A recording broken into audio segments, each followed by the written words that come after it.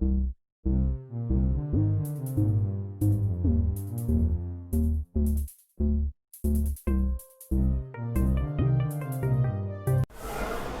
Students, welcome to my YouTube channel commerce classes by Vishal sir. आप सभी का मेरे YouTube channel commerce classes by Vishal sir में हार्दिक स्वागत है।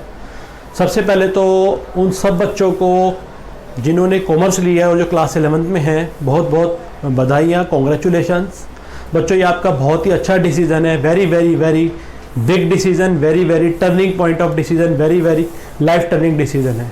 आज के बाद आपकी लाइफ में कॉमर्स जो जुड़ रही है उससे बहुत सारी चीज़ें बदलेंगी और मैंने इस पे एक वीडियो बना रखी है, career option available after 12th commerce streams के लिए, आर्ट्स स्ट्रीम्स के लिए भी है।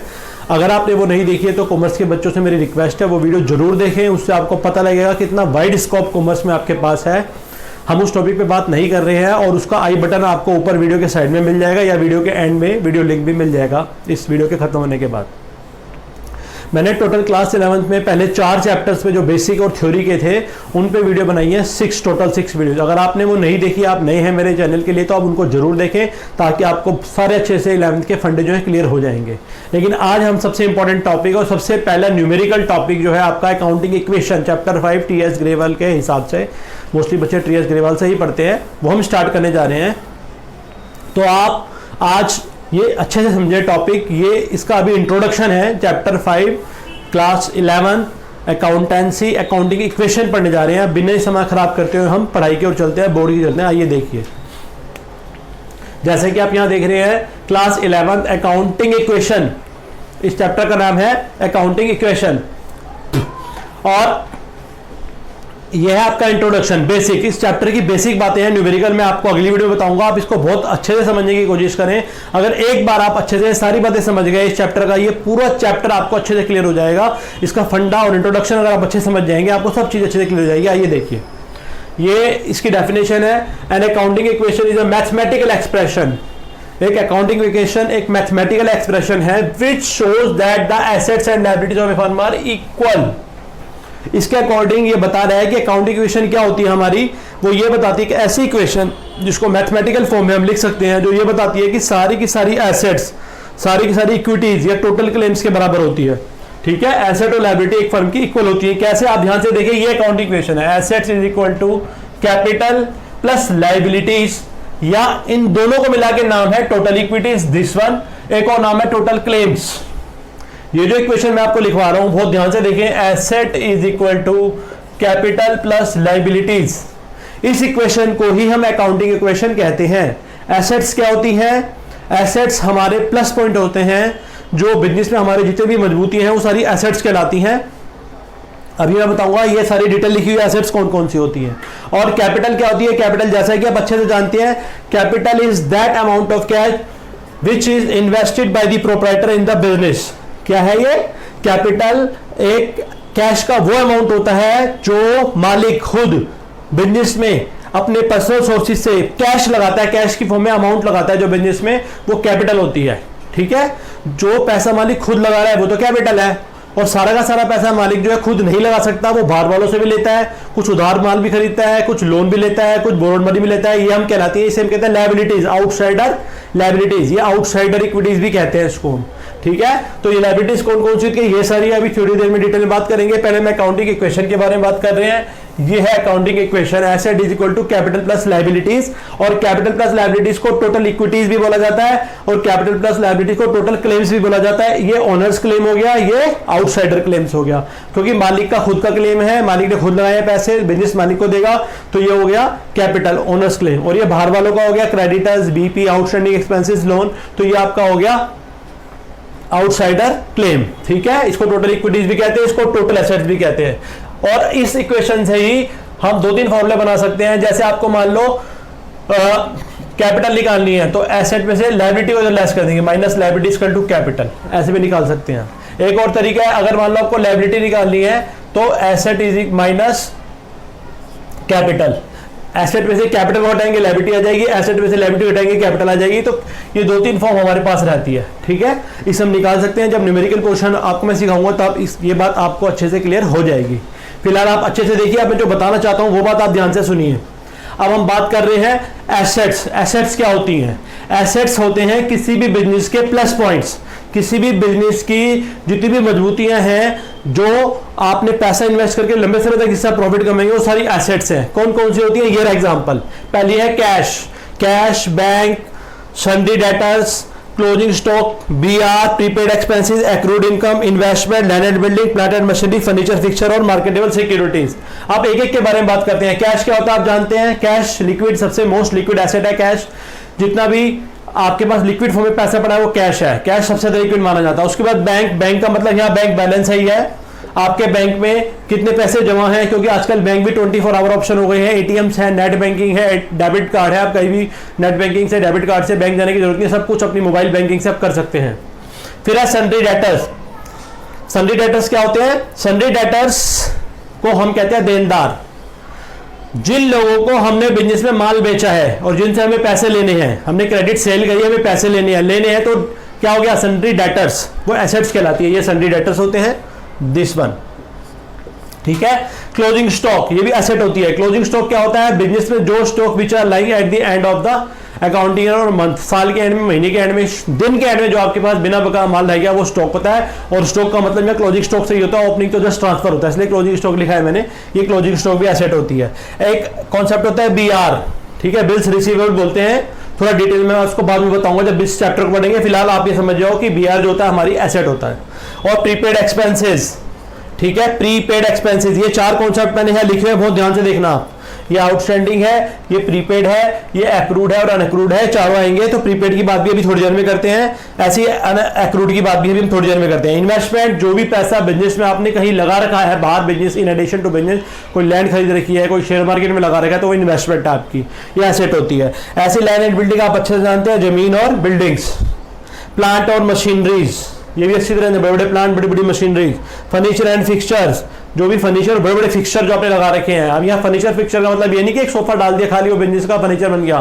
फर्नीचर फिक्सचर का मतलब हो गया बड़े बड़े बिजनेस जो होते हैं वो क्या करते हैं, बड़े बड़े बिजनेस बहुत बड़े लेवल पे अलग अलग ऑफिस छोटे छोटे बना देते हैं, कॉल सेंटर टाइप या अलग टाइप। तो जितना फर्नीचर है, इंटीरियर्स है, लकड़ी का काम, वो सारा इस मतलब ग्लास वगैरह का सब, तो फर्नीचर फिक्सचर।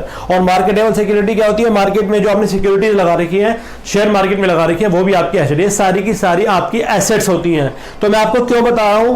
क्योंकि जब आप न्यूमेरिकल पोर्शन करेंगे तो आपको ये मालूम होना चाहिए कि कौन कौन सी एसेट्स होती हैं, तो आप इन्हें अच्छे से समझ के याद कर ले, ये आपको बहुत काम आने वाली है। Cash, bank, debtor, BR, closing stock, prepaid expenses, accrued income, investment, land and building, plant and machinery, furniture, fixture, marketable security. जैसे मैं आपको टिप्स बता रहा हूं, आप इसको बिल्कुल वैसे टिप्स पे कर लें, समझ भी लें और थोड़ा सा इसको थोड़ा क्रैम भी करने की कोशिश करें। वैसे समझेंगे तो ज्यादा अच्छा रहेगा। अब हम बात करते हैं कैपिटल की। बात हमने बता दी कि कैपिटल वो अमाउंट जो बिजनेस में मालिक खुद लगा रहा है, अपने पर्सनल यूज से लगा रहा है, वो खुद ही है कैपिटल। अब बात आती है लायबिलिटीज की। देखो सारा का सारा पैसा मालिक खुद नहीं लगा सकता, उसको बाहर वालों की भी सपोर्ट लेनी पड़ती है, बाहर वालों से भी पैसा लेना पड़ता है, बाहर वालों से भी उधार माल खरीदना पड़ता है और बोरोड मनी लेनी पड़ती है। तो ये कहलाता है आपका सारा का सारा लायबिलिटीज, जो बाहर वालों को देना देता है, वो अमाउंट जो बाहर वालों को ड्यू है, दैट इज कॉल्ड लायबिलिटीज। जैसे बैंक ओवरड्राफ्ट, ये इसका उल्टा है। बैंक बैलेंस है तो बैंक में आपके पैसे जमा है। बैंक ओवरड्राफ्ट का मतलब होता है आपने बैंक से पैसा ले रखा है, एक स्कीम होती है, बैंक देता है बिजनेसमैन को। उसके बाद हम कह रहे हैं सन्ड्री क्रेडिटर्स। जिस तरह सन्ड्री डेटर्स होते हैं उस तरह सन्ड्री क्रेडिटर्स होते हैं, ठीक है। सन्ड्री क्रेडिटर्स कौन होते हैं? लायबिलिटी है, इनको, इनसे हमने उधार माल खरीदा है तो वी हैव टू पे टू देम, इसको लेनदार बोलते हैं, ठीक है। लेनदार या देनदार दोनों होते हैं। तो सन्ड्री क्रेडिटर्स वो होते हैं दो to whom we have purchase goods and we have to pay money, हमें जो मनी है पे करनी है, इसलिए वो हमारे क्रेडिटर्स लायबिलिटी हो गई। ऐसे बीआर का उल्टा होता है बीपी, ये सारे इसके रिवर्स ही है, ठीक है। बिल्स रिसीवेबल, बिल्स पेबल, कुछ बिल्स होते हैं जो बिल्स की फॉर्म में पेमेंट करनी पड़ती है, ये कभी मैं आपको तसल्ली से बताऊंगा। वैसे इस पे एक पूरा चैप्टर है, तब बहुत ही अच्छे से आपको समझ में आएगा। फिलहाल इतना समझ जाओ कि बीआर होती है तो एसेट्स होती है और बीपी होता है तो लायबिलिटीज होती है, ठीक है। प्रीपेड का उल्टा होता है आउटस्टैंडिंग, इसकी बात अभी हम नीचे करने वाले हैं। ऐसी एक्रूड का अनएक्रूड, इसकी बात भी हम नीचे भी करने वाले हैं। और अनएक्रूड का एक और नाम होता है इनकम रिसीव्ड इन एडवांस, वो इनकम जो आपको एडवांस से पहले ही मिल गई है, वो आपकी लायबिलिटी होती है। अब बात आ रही है लोन्स की। तो लोन्स में क्या होता है? लोन्स जो आपने लोन्स ले रखे हैं। तो आई होप आपको एसेट, कैपिटल और लायबिलिटीज, इन तीनों का मतलब पता चला होगा। ये मैं आपको क्यों कह रहा हूं, हेडिंग रटने के लिए या समझने के लिए क्यों कह रहा हूं? क्योंकि जब आप इसके न्यूमेरिकल पोर्शन को करेंगे तब आपको सारे हेडिंग्स में अलग अलग शो करने पड़ेंगे। ट्रांजैक्शन पढ़ के आपको पता होना चाहिए कि कौन सी एसेट्स होती है, कौन सी लायबिलिटी होती है। इसलिए आप इसको बहुत अच्छे से समझ के अपने माइंड में सेट कर लें, इससे आपको न्यूमेरिकल करने में बहुत आसानी होने वाली है, ठीक है। अब ये जो चार कॉन्सेप्ट मैं आपको कह रहा था, आउटस्टैंडिंग, प्रीपेड, एक्रूड और एक्रूड, इन चारों की बात जो मैं आपको कह रहा था वो आप ध्यान से देखिए। सबसे पहले ये रहा नंबर 1, आउटस्टैंडिंग एक्सपेंसेस। क्या होता है outstanding expenses? Expenses due but not paid. क्या है इसका means? Expenses due but not paid, वो एक्सपेंसेस जो ड्यू है बट पेड नहीं किया गया है। अब जो मैंने कॉन्सेप्ट आपको बताना चाह रहा हूं, ये मोस्ट इंपॉर्टेंट कॉन्सेप्ट है बच्चों, आप इनकी चारों डेफिनेशन विद एग्जांपल अच्छे से समझ लेना। एमकॉम तक के बंदे को ये फंडे क्लियर नहीं होते, बट अगर आप पहले से आपका अगर बेस मजबूत हो गया और आप ये सारी बात अच्छे से समझ गए तो डेफिनेटली आप अकाउंट्स बहुत स्ट्रॉन्ग हो जाएगा, आपका बेस बहुत स्ट्रॉन्ग बनेगा। तो इसका मतलब होता है expenses due but not paid, वो एक्सपेंसेस जो ड्यू तो है लेकिन पेड नहीं है। जैसे मैं एग्जांपल दे रहा हूं, मान लो लास्ट 6 मंथ की सैलरी पेड नहीं करी मैंने अपने वर्कर्स को, या मैं जहां रेंट पे रह रहा हूं मैंने लास्ट 6 मंथ का रेंट पेड नहीं किया, तो क्या होगा? तो हम क्या करेंगे, ये होगा आपका आउटस्टैंडिंग। जैसे लिखा मैंने for example last 6 month this month salary not paid, paid नहीं करी, तो ये बन जाएगी आउटस्टैंडिंग सैलरी और ये आपकी लायबिलिटी होती है। आउटस्टैंडिंग शॉर्ट फॉर्म में से O/S लिखते हैं। तो I hope you must clear, आपको क्लियर हुआ होगा ये आउटस्टैंडिंग क्या होता है। Due to but not paid, जो अमाउंट ड्यू तो है लेकिन हमने पेड नहीं किया, एक्सपेंसेस के लिए आता है इसलिए लायबिलिटी है। और इसी का रिवर्स होता है प्रीपेड। क्या होता है? प्रीपेड एक्सपेंसेस, नाम से पता लग रहा है, देखिए प्री और paid, those expenses which paid in advance या expenses which paid in advance. वो एक्सपेंसेस जो हमने एडवांस में पे कर दिया वो प्रीपेड हो गया, ये एक्सपेंसेस पेड इन एडवांस। यहां तो नॉट पेड था, या एडवांस में पेड कर दिया। जब कोई खर्चा आप आगे तक के लिए पे कर देते हैं तो आपकी वो एसेट्स बन जाता है। फॉर एग्जाम्पल ये लिखा हुआ मैंने नेक्स्ट, यहां नेक्स्ट लिखा है, देखो यहां लास्ट लिखा था next 5 months rent paid in advance. आपने अगले 5 महीने का रेंट एडवांस पे कर दिया, तो रेंट पेड कर दिया, मकान मालिक रोज तो आपका आएगा नहीं, एक इस महीने के लिए जो पे करा अगले 4 महीने का एडवांस हो गया, आपके एसेट हो गया, आप कभी भी वापस जाए बहुत से वापस ले सकते हैं। तो ये आपका हो गया प्रीपेड रेंट कहेंगे इसको, और ये हमारी एसेट होता है। और ये तो खर्चों के लिए आता है, इनकम के लिए आता है एक्रूड और अनएक्रूड। क्या आता है? एक्रूड और अनएक्रूड। मैं आपको और समझाने की कोशिश करता हूं, अभी ये बात आपको और अच्छे से क्लियर होगी, ध्यान से देखें। अभी 1 मिनट और लगेगा आपको बस। देखिए ये है एक्रूड, एक्रूड वर्ड, एक्रू का मतलब होता है income earn day by day. Accrue अभी एक्रू हुई है, उपार्जित हुई है, आप कमा रहे हैं, बट नॉट रिसीव्ड। ठीक है, ये रहा देखो, income earn but not received. आपने कोई इनकम कमा ली है लेकिन प्राप्त नहीं हुई है, ठीक है ना, नॉट रिसीव्ड। कमा ली है, मिली नहीं है, मिल जाएगी।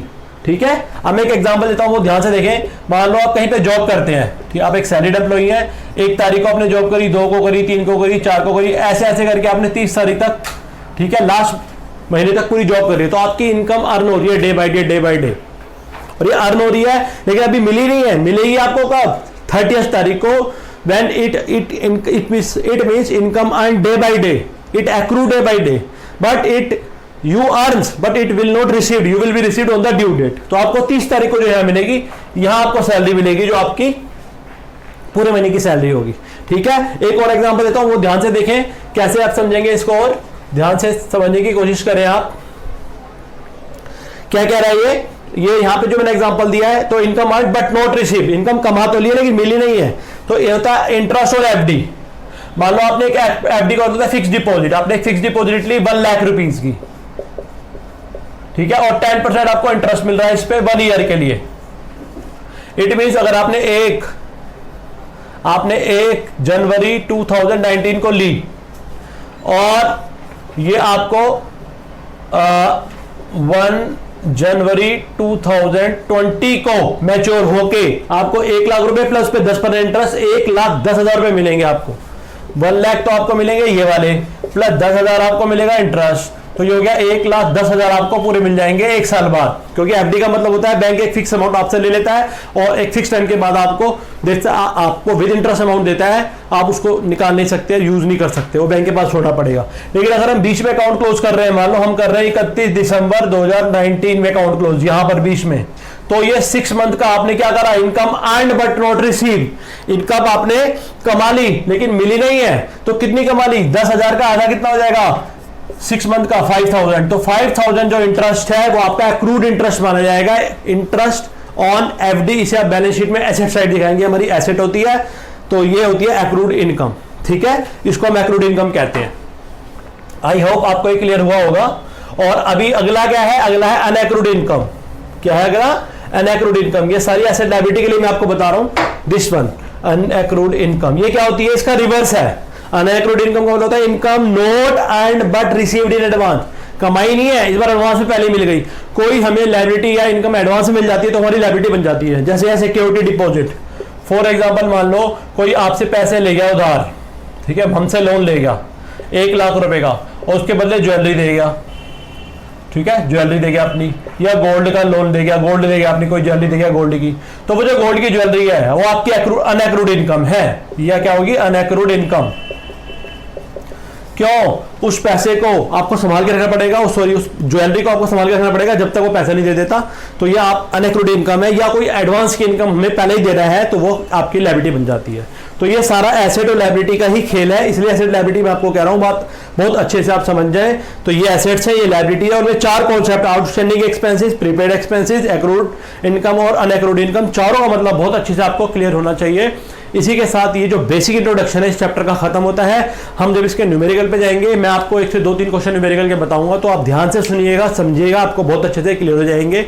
आई होप आपको ये वीडियो अच्छी लगी होगी। अगर आपको ये वीडियो अच्छी लगी तो आप इसको लाइक करें, मेरे चैनल को सब्सक्राइब करें और अपने जैसे ही फ्रेंड्स में शेयर जरूर करें। मैं 11th क्लास पे 5-6 वीडियो ऑलरेडी बना चुका हूं, तो आप उन सबको जरूर देंगे, आपका बेस बहुत स्ट्रॉन्ग हो जाएगा। और इस चैप्टर को मेरे साथ लगे रहें, आपको सारा बहुत अच्छे से क्लियर हो जाएगा। और मैंने आपके बड़े भाइयों और बहनियों जो साथी हैं आपके, उनके लिए मैंने 12th क्लास में भी अकाउंट्स और बिजनेस की वीडियोस बनाई हैं, तो आप उनको भी मोटिवेट करें, वो भी वीडियोस को देखें। और आप सभी का इस चैनल को देखने के लिए बहुत बहुत धन्यवाद। ये मैं एश्योरेंस दिलाता हूं आपको कि अगर आप मेरे साथ इस चैनल पे जुड़े रहेंगे, मैं आपके सारे अकाउंट्स की जो वीकनेस है ख़त्म कर दूंगा और आपका जो बेस है बहुत स्ट्रॉन्ग हो जाएगा। इसी के साथ आपका इस वीडियो को देखने के लिए बहुत बहुत धन्यवाद।